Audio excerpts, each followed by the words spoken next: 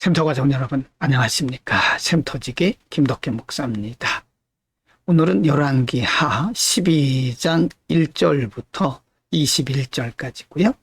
하나님께서 어린 나이에 부르신 요아스 왕을 통해서 하신 하나님의 새로운 역사들, 물론 요아스를 통해서 하셨지만 기울어져가는 이스라엘을 하나님께서 어떻게 세우셨는가를 보여주고 있습니다. 12장 1절부터 8절입니다. 1절. 예후의 7년에 요아스가 위에 올라 예루살렘에서 40년을 치리하니라. 그 모친의 이름은 시비아라. 부엘세바 사람이더라. 2절.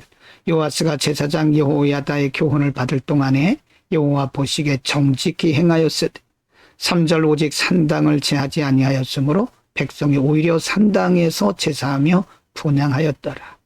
4절입니다. 요아스가 제사장들에게 이르되 무릇 여호와의 전에 거룩하게 하여 드리는 은 곧 사람에 통용하는 은이나 각 사람의 몸값으로 드리는 은이나 자원하여 여호와의 전에 드리는 모든 은을 5절. 제사장들이 각각 아는 자에게서 받아들여서 전의 어느 곳이든지 퇴락한 것을 보거든 그곳으로 수리하라 하였더니 6절. 요아스 왕 23년에 이르도록 제사장들이 오히려 전에 퇴락한 데를 수리하지 아니하였는지라. 7절입니다. 요아스 왕이 대제사장 여호야다와 제사장들을 불러 이르되 너희가 어찌하여 전에 퇴락한 데를 수리하지 아니하였느냐. 이제부터는 너희 아는 사람에게서 은을 받지 말고 저희로 전 퇴락한 데를 위하여 드리게 하라.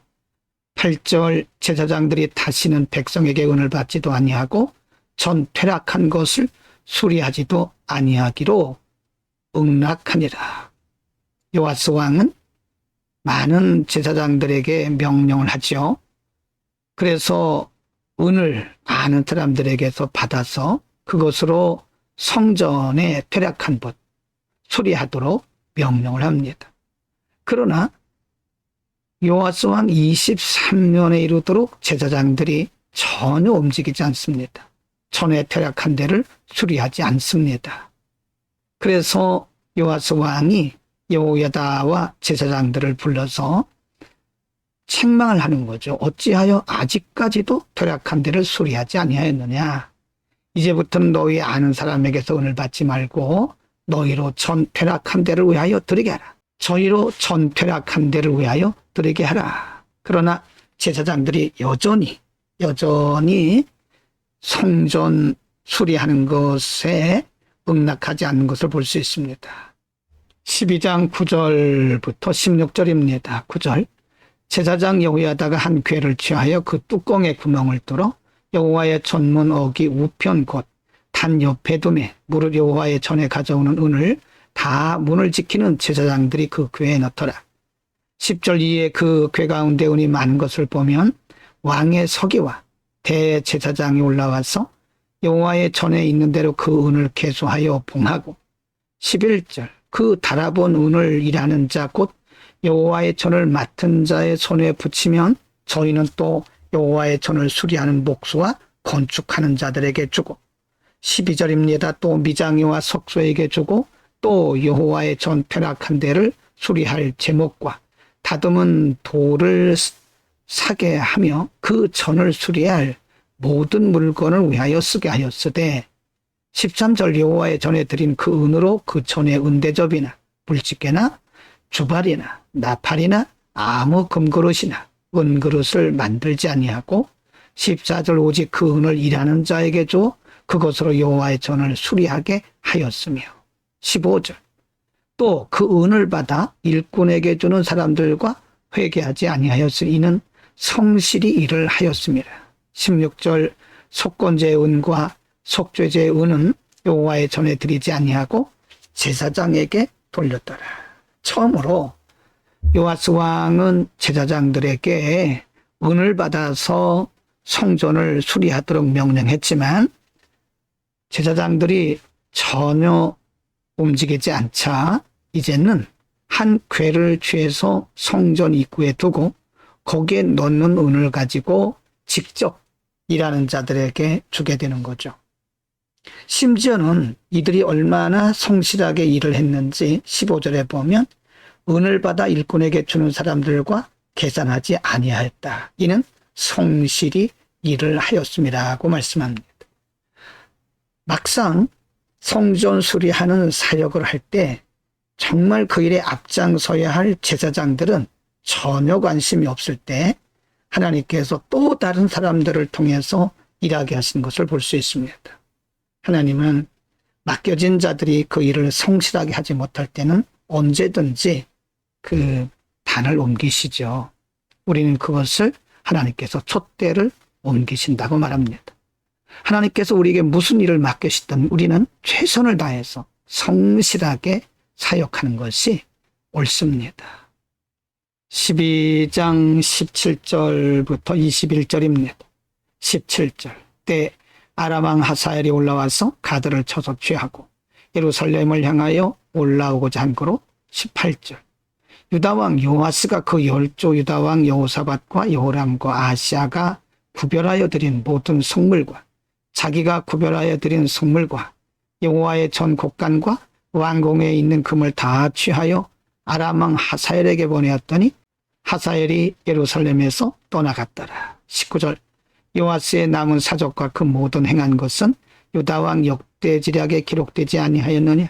20절 요아스의 신복들이 일어나서 보반하여 실라로 내려가는 길가에 밀루궁에서 저를 죽였고 21절 저를 쳐서 죽인 신복은 시므아스의 아들 요사갈과 소멜의 아들 여호사밧이었더라.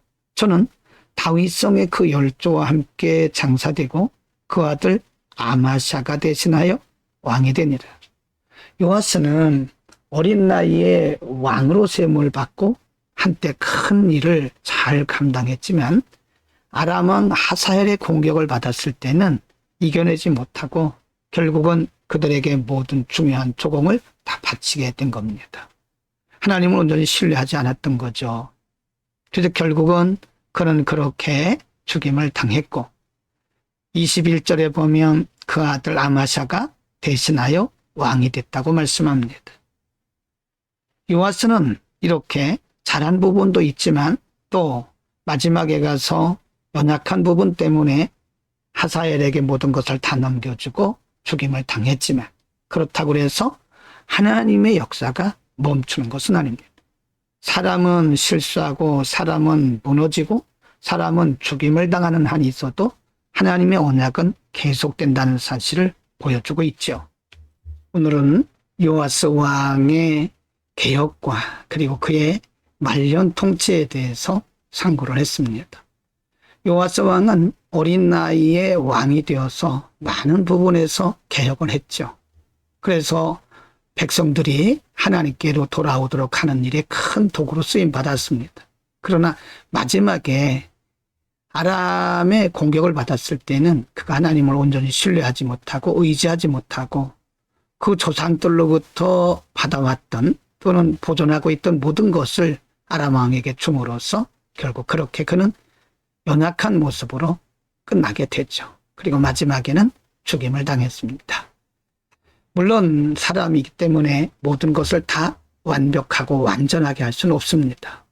그러나 우리가 요아스를 보면 참 안타까운 부분이 있다는 것을 깨닫게 되죠. 우리가 끝까지 잘해야 되는데 끝까지 잘한다는 것은 하나님을 끝까지 신뢰하는 것이고요. 예수 그리스도를 끝까지 잘 믿는 겁니다.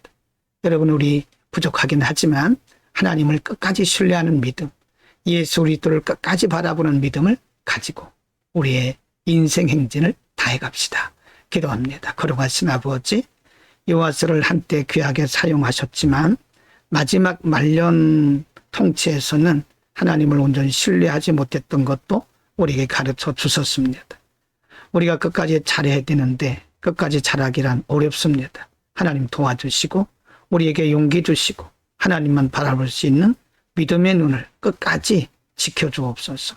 예수 그리스도의 이름으로 기도드립니다. 아멘.